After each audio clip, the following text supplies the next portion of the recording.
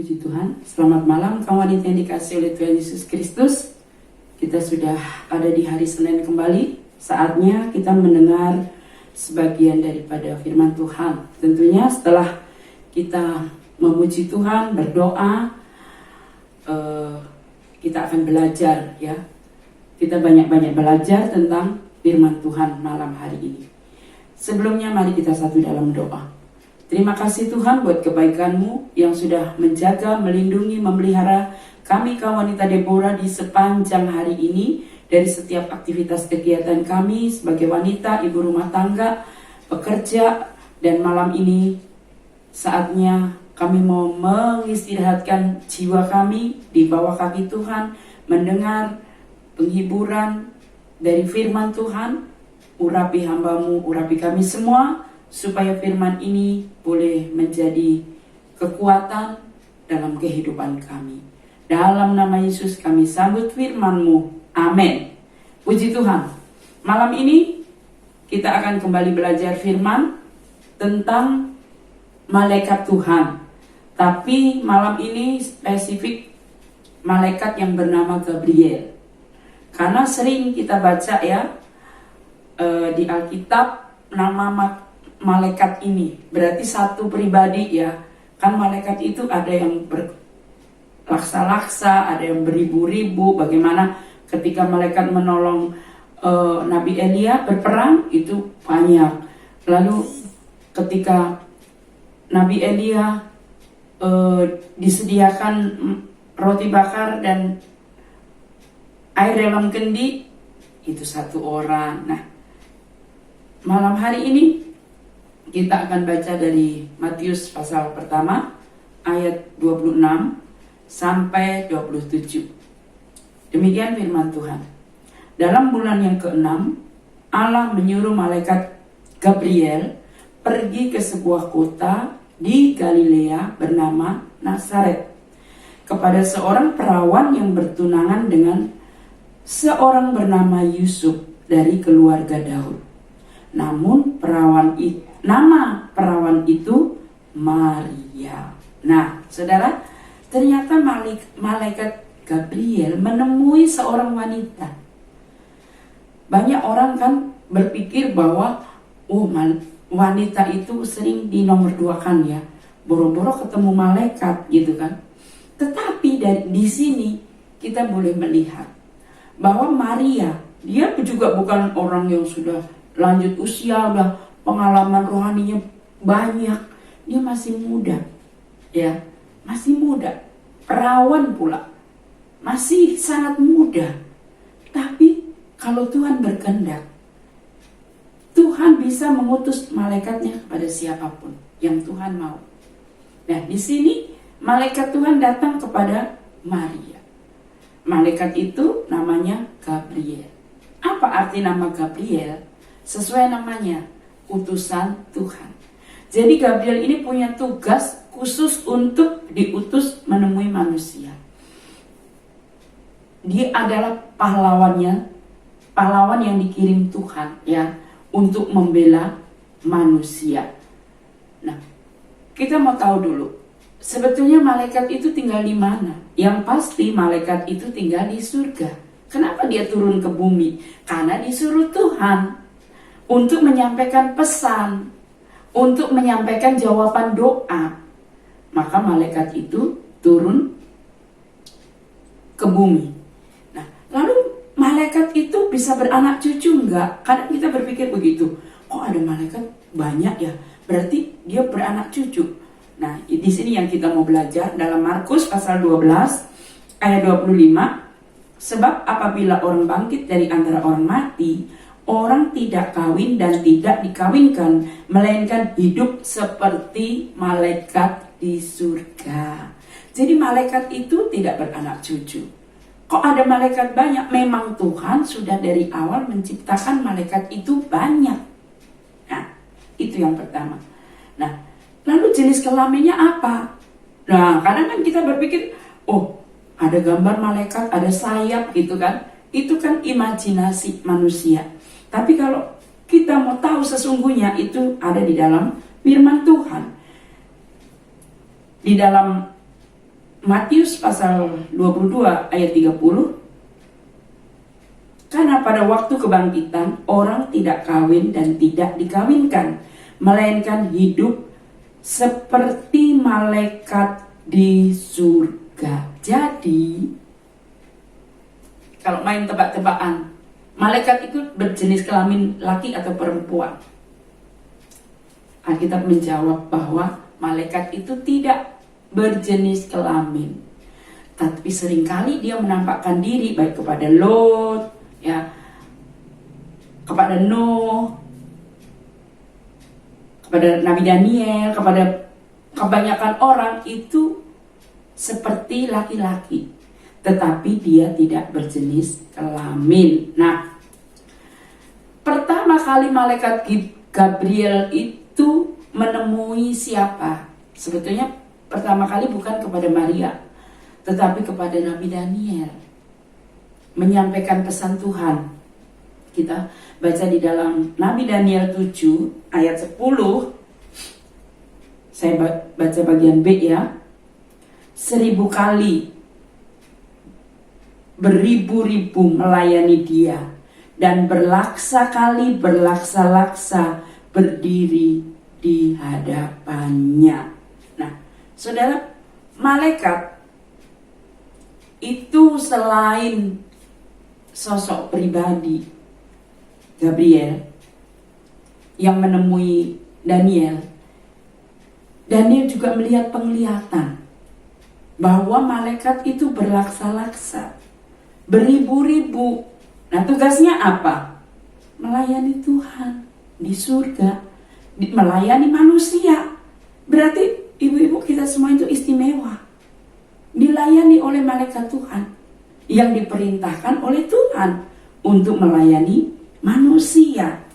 Kalau kita baca lagi di dalam Ibrani pasal 12 ayat 22 bagian C, beribu-ribu malaikat, suatu kumpulan yang meriah. Nah, saudara, malaikat Tuhan itu banyak. Jadi jangan takut saudara tak terlayani. Kalau kita pergi ke restoran, pelanggannya banyak, kan kita takut nggak terlayani. Kalau kita ke rumah sakit, banyak pasien, kita takut nggak terlayani. Kita pergi cari SIM, banyak yang antri, kita takut nggak terlayani. Tidak begitu dengan Tuhan. Tuhan punya banyak malaikat. Apapun yang saudara, doa yang saudara naikkan, ibu-ibu naikkan, pasti terlayani 24 jam. Tidak ada jeda, tidak ada kekurangan tenaga, karena malaikat Tuhan itu beribu-ribu, berlaksa-laksa, meriah. Kalau ada kata meriah, mereka melayani dengan sukacita, saudara. Bukan terpaksa, tapi memang mereka tahu tugasnya melayani manusia, melayani Tuhan. Mereka melakukan tugas pelayanan itu dengan penuh sukacita. Yohanes pun pernah melihat, ya, penglihatan di Pulau Patmos. Itu dia bisa menyingkapkan surga itu bentuknya seperti apa, terbuat dari apa saja. Itu kan ketika dia ada di Pulau Patmos, di mana nggak ada makan, nggak ada minum, yang ada ular kalajengking karena di situ kering, nggak ada sungai. Di situ Yohanes dia berdoa dan berpuasa. Akhirnya dia melihat satu penglihatan. Di dalam Wahyu 5 ayat 11 dikatakan, maka aku melihat dan mendengar suara banyak malaikat sekeliling tahta, makhluk-makhluk, dan tua-tua itu jumlah mereka berlaksa-laksa dan beribu-ribu laksa. Jadi saudara, malaikat Tuhan itu banyak. Musuh sebanyak apapun mungkin, kalau dalam satu negara itu punya musuh banyaknya seperti debu. Alkitab kan sering bilang gitu, seperti pasir banyaknya, seperti belalang banyaknya. Jauh lebih kuat pasukan yang Tuhan kirim untuk membela umatnya. Sebab itu di masa pandemi ini justru akhir zaman ini Tuhan akan banyak utus malaikatnya. Karena malaikat itu memang sepertinya kan terlihat itu di zaman-zaman perjanjian Alkitab, zaman-zaman Alkitab ditulis. Setelah itu kan jarang orang membicarakan malaikat. Tetapi dalam Injil Yohanes, justru di akhir zaman, Tuhan akan banyak dan kerap seringkali mengutus malaikatnya menjumpai umatnya. Nah, saudara dan saya, kaum wanita, kita hidup di akhir zaman. Jadi bersiap-siaplah untuk mendapat penghiburan, pertolongan, pembelaan, pemeliharaan yang Tuhan lakukan melalui utusannya, yaitu malaikat. Kembali kepada tugas. Apa tugas malaikat? Yang pasti menyampaikan firman kepada manusia. Seperti malaikat Gabriel itu menyampaikan pesan kepada Maria, seorang perempuan muda, bahwa dia akan mengandung dan melahirkan bayi Yesus. Ya. Jadi malaikat itu tugasnya menyampaikan berita, menyampaikan jawaban doa juga bisa. Kemarin Senin lalu, yaitu tentang Sakaria berdoa. Tiba-tiba malaikat Tuhan datang.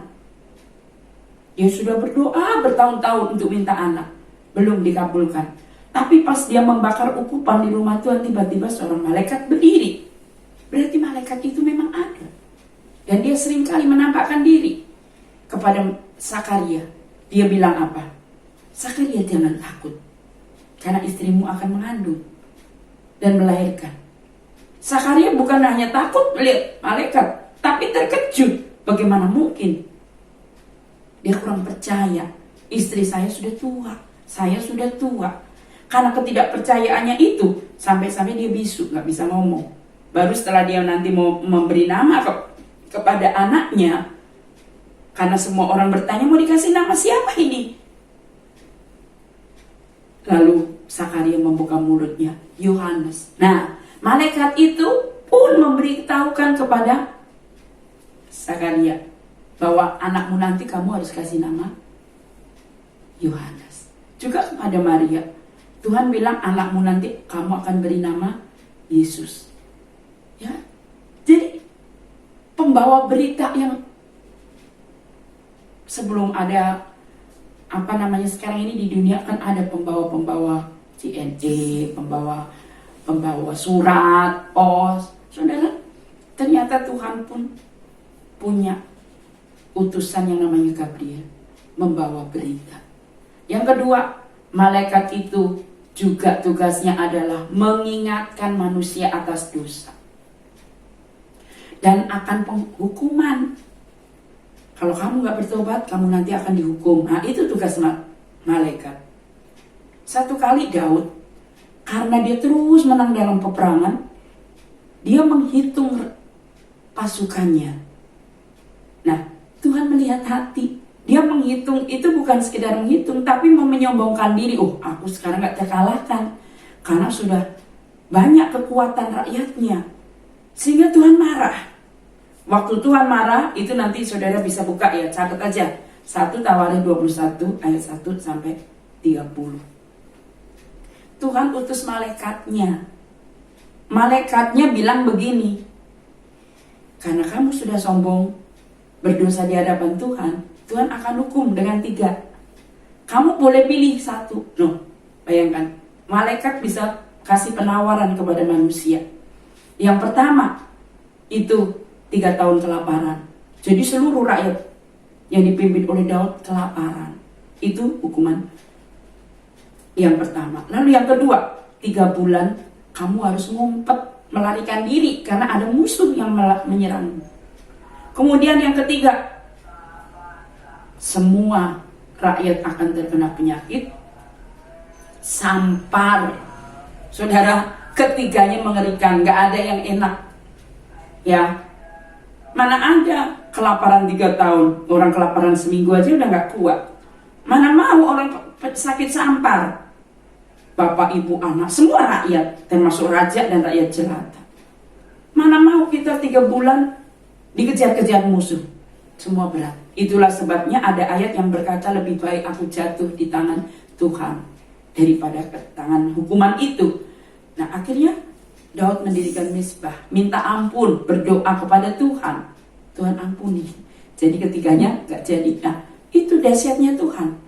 Begitu dia cinta kepada manusia, sehingga dia utus malaikatnya mengingatkan. Saudara ingat, di Niniwe pun kan diingatkan. akan dosa-dosanya. Kalau nggak bertobat akan dihukum. Demikian pula Lot, sehingga Abraham harus berdoa, ya kan? Tuhan mengingatkan juga kepada Abraham bahwa akan dihukum kalau nggak bertobat. Jadi pintu kemurahan Tuhan itu sungguh dahsyat, luar biasa. Itu yang kedua. Yang ketiga, apa tugas malaikat? Menjaga dan melindungi manusia dari malapetaka. Nah, ini yang demen kita dengarnya ya. Jadi kenapa Tuhan selalu bilang jangan takut terhadap dahsyatnya malam, terhadap panah yang terbang di waktu siang. Artinya jangan takut terhadap mara bahaya apapun, sebab Tuhan melindungi. Mungkin saudara bertanya bagaimana cara Tuhan melindungi. Tuhan itu punya berlaksa-laksa, bermiliar-miliar malaikat yang siap melayani dan melindungi saudara. Itulah sebabnya kalau saudara baca Mazmur 91 jangan banyak baca sepintas, tetapi mari kita lihat ayat per ayat ya. Di situ dikatakan sebab malaikat-malaikat akan diperintahkannya kepadamu untuk menjaga engkau di segala jalan, keluar masuk. Jadi saudara, penjagaan malaikat Tuhan itu nyata. Lihatlah ketika Sadrak Mesakh Abednego di dapur api, ada satu malaikat yang menyertai, ya kan? Jadi malaikat Tuhan itu nyata. Yang keempat, saudara, malaikat itu juga Tuhan siapkan untuk manusia, untuk saudara dan saya, untuk menolong umat Tuhan. Catat, malaikat Tuhan siapkan untuk menolong umat Tuhan di situasi sulit. Ibu-ibu, pernahkah menghadapi situasi sulit? Itu sebab Tuhan bilang, walaupun di tengah badai kita bisa terlelap, tak perlu takut walaupun ombak badai mengamuk. Karena di saat sulit itu kita nggak sendirian, ada Tuhan yang menyertai. Dan Tuhan mengutus malaikatnya untuk apa? Datang, menghibur, menolong, menopang. Kalau kita buka di dalam Kisah Rasul 12 ayat 7 dikatakan, tiba-tiba berdirilah seorang malaikat Tuhan dekat Petrus, dan cahaya bersinar dalam ruang itu. Malaikat itu menepuk Petrus untuk membangunkannya, katanya, bangunlah segera. Maka gugurlah rantai itu dari tangan Petrus. Saudara, dia sanggup datang di situasi sulit. Petrus diikat tangan dan kakinya, besok mau dihukum mati. Itu kan saat masa sulit. Mana ada orang yang bisa meloloskan gitu. Lalu Tuhan utus malaikatnya. Malaikat itu menepuk punggung Petrus. Saat menepuk punggung Petrus, rantai yang mengikat tangan dan kakinya terlepas. Petrus dituntun oleh malaikat itu keluar dari penjara. Pintu penjara terbuka dengan sendirinya. Jadi saudaraku yang saya kasih dalam Tuhan, itulah tugas malaikat, yaitu melayani manusia, melayani saudara dan saya. Di masa pandemi ini pun Tuhan sanggup mengutus malaikatnya untuk menjaga, melindungi kita dimanapun kita berada. Malaikat Tuhan sanggup menolong umatnya. Ya, kenapa baik? Kan di dalam Mazmur itu dia akan menatangmu. Menatangmu itu artinya apa? Orang jatuh dari atas lalu ditangkap gitu. Makanya kenapa banyak orang kecelakaan, misalnya masuk jurang.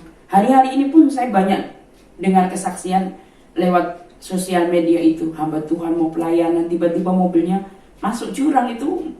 Tapi tiba-tiba itu mobil nggak nyangkut rodanya aja gitu. Jadi nggak jadi terjun ke dalam. Siapa coba kalau bukan malaikat Tuhan? Juga berapa sering kita dengar di tengah-tengah rel kereta api, mau maju nggak bisa, mundur nggak bisa. Tiba-tiba kok ada orang yang nolong, sepertinya orang gitu. Ketika sudah lolos, turun mau bilang terima kasih, nggak ada orangnya. Itulah malaikat Tuhan. Malaikat Tuhan diutus untuk menyertai umatnya di masa sulit. Hari ini dan seterusnya, dunia Alkitab bilang tidak akan menjadi lebih baik. Tapi kita tidak perlu takut dan khawatir, karena di masa sulit sekalipun Tuhan punya malaikatnya untuk menolong, menjaga, melindungi, menatang sehingga kita tidak terjatuh. Tapi kita ditangkap oleh malaikat Tuhan itu. Doakan dia sanggup berperang ganti kita.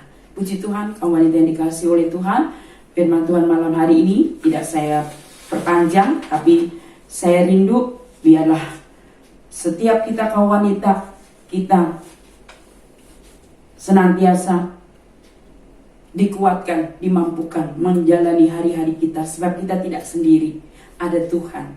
Dan Tuhan punya berlaksa-laksa beribu-ribu malaikat melayani. Ingat, itu yang terpenting. Tugas malaikat itu melayani ibu-ibu, melayani kita, melayani manusia, melayani semua keluarga kita punya malaikat untuk melayani. Yang terpenting kita berdoa kepada Tuhan.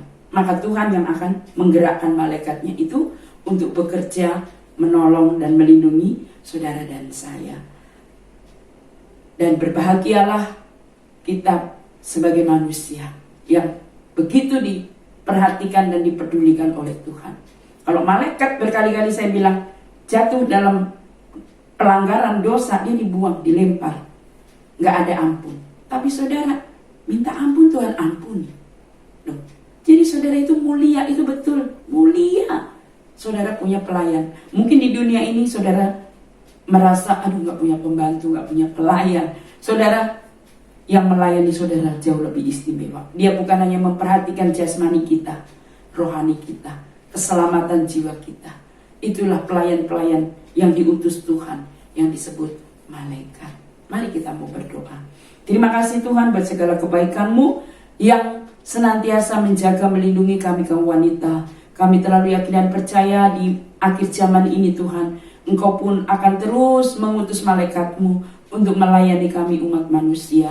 Kami bersyukur kami menjadi milik-Mu, sehingga Engkau jaga kami siang malam, Kau lindungi kami, Kau utus malaikat-Mu untuk memelihara, memenuhi kebutuhan kami, bahkan menjaga, menatang kami hingga kami tidak celaka, tetapi Engkau menyelamatkan kami. Di masa sulit, situasi sulit, justru disitulah Kau utus malaikat-Mu untuk mendampingi, menguatkan, menolong kami. Berkati seluruh kaum wanita yang ada, baik ibu-ibu yang bekerja, baik ibu-ibu yang berwirausaha, bekerja di rumah, ibu rumah tangga, apapun pekerjaan kami, Tuhan memberkati, melindungi kami dimanapun berada. Di masa pandemi ini Tuhan, di usia kami yang tidak muda lagi, tolong mari Engkau mau berikan kami perlindungan yang sempurna, sehingga ketika kami pergi kemanapun, Tuhan melindungi, jauhkan kami dari virus, sakit, penyakit. Teringat buat kekasih kami, Ibu Elis, Tuhan pulihkan kesehatannya. Juga anak-anaknya, Cika Bernat Belin, Tuhan berkati. Tuhan pulihkan kesehatannya, oleh pilur Yesus sembuh. Kalau ada kaum wanita yang dalam keadaan sakit pun, malam ini Tuhan sembuhkan. Kalau ada yang menantikan pertolongan pelayanan malaikat, Tuhan Engkau sanggup menjaga, melindungi, memberkati kami. Engkau sanggup mengutus malaikat-Mu untuk menolong dan meneguhkan kami. Dalam nama Tuhan Yesus Kristus kami berdoa, mengucap syukur. Amin.